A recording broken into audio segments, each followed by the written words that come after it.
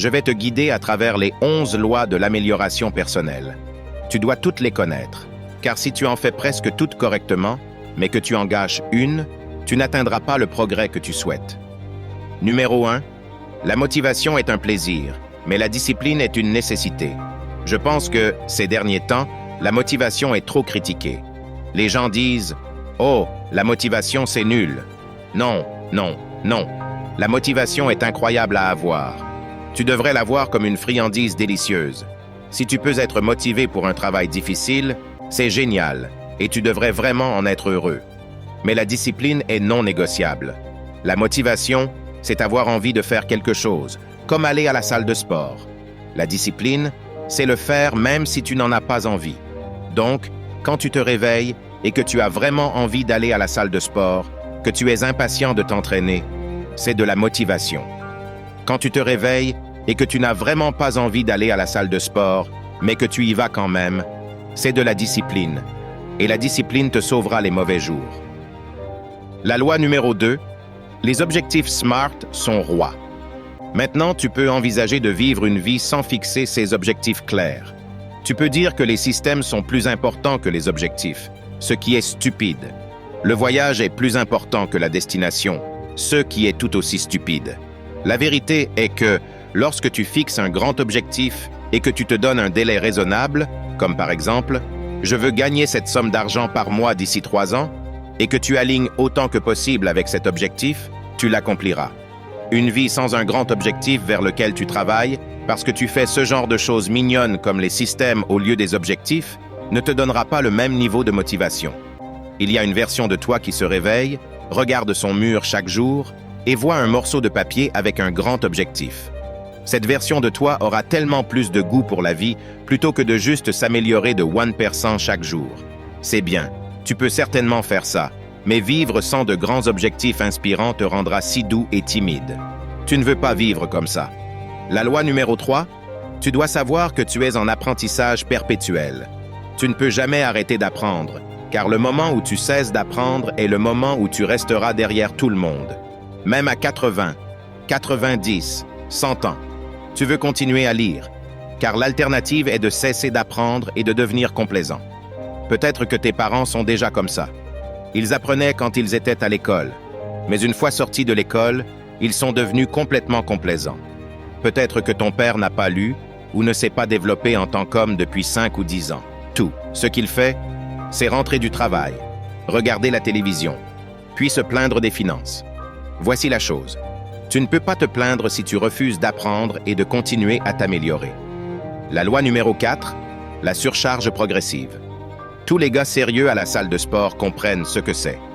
Quand tu vas à la salle, la surcharge progressive, c'est quand tu commences avec une petite quantité de poids et, au fil du temps, des mois et des années, tu ajoutes un peu de poids chaque semaine, puis encore un peu plus, et encore un peu plus. Tu as commencé avec la barre vide de 20 kilos et, après quelques années, tu fais du développé couché avec 100 kilos. Mais tu dois progresser par étapes incrémentielles. L'amélioration personnelle est exactement comme ça. Quand tu veux méditer, tu ne commences pas par méditer pendant 20 minutes ou une demi-heure par jour. Peut-être que tu médites littéralement juste 10 respirations le matin. Quand tu veux t'améliorer avec les filles, tu ne t'énerves pas de ne pas pouvoir trouver une petite amie.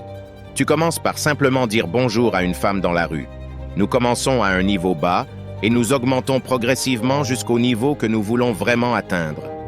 Beaucoup de jeunes oublient cette loi et se fâchent ensuite quand ils n'obtiennent pas les résultats qu'ils veulent dans la vie.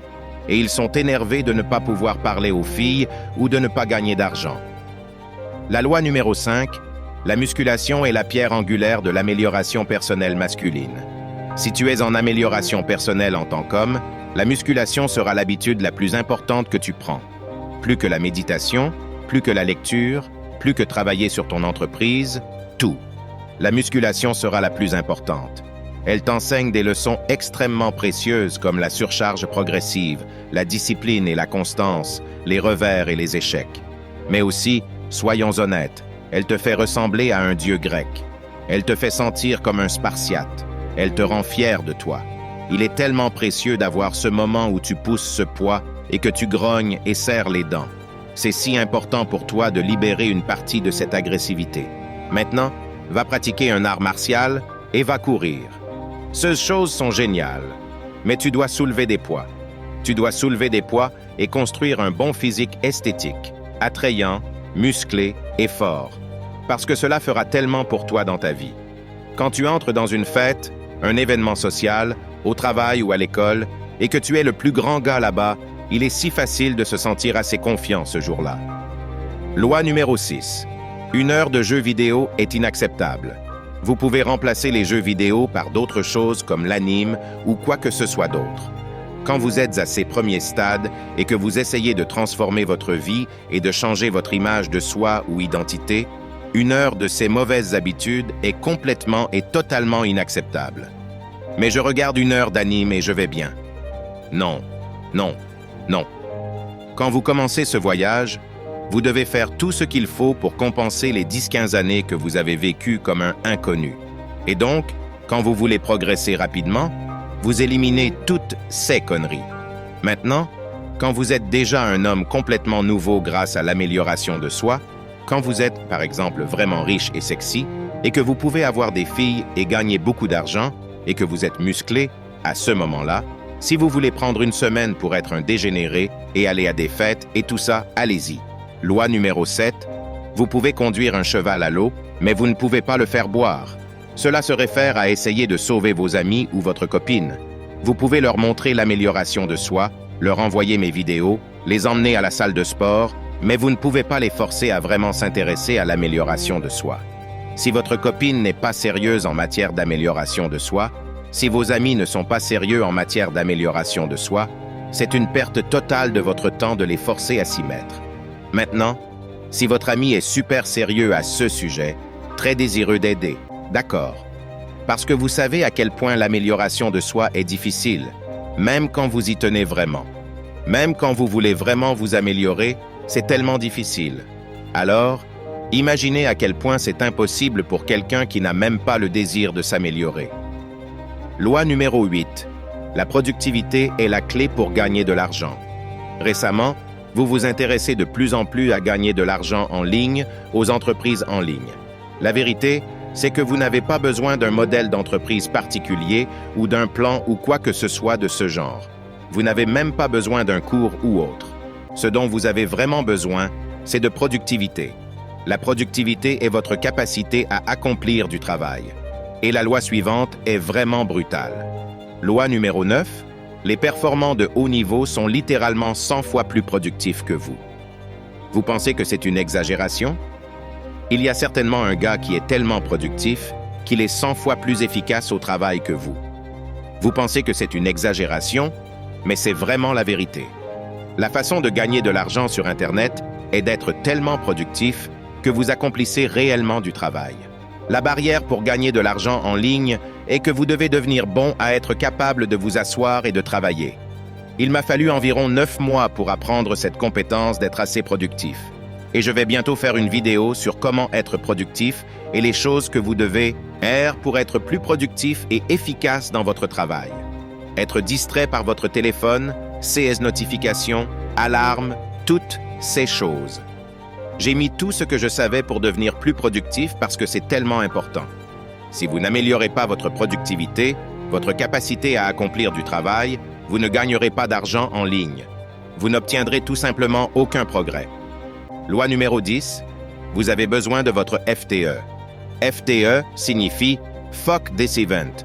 Si vous voulez devenir très sérieux en matière d'amélioration de soi, si vous voulez gagner beaucoup d'argent, si vous voulez devenir vraiment musclé, vous avez besoin de votre FTE. Vous avez besoin de ce moment particulier où vous vous dites « Merde, j'en ai marre » où vous êtes en colère contre le monde à travers l'agression, la colère. C'est ce qui vous pousse à prendre l'amélioration de soi au sérieux. Pour certains gars, c'est une rupture. Pour d'autres, c'est peut-être la fin des études.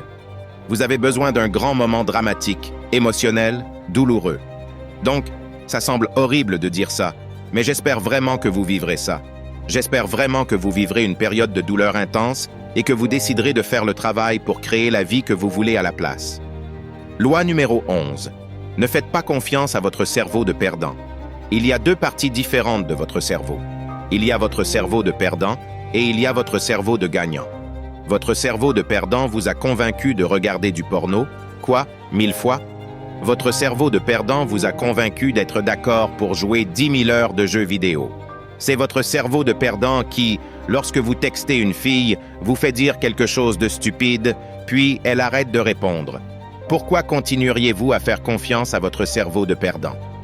Donc, pour progresser en matière d'amélioration de soi, vous devez vous assurer que vous pouvez essayer d'identifier le faible cerveau de perdant, la partie de votre cerveau qui vous dit de faire des conneries et de ne pas l'écouter.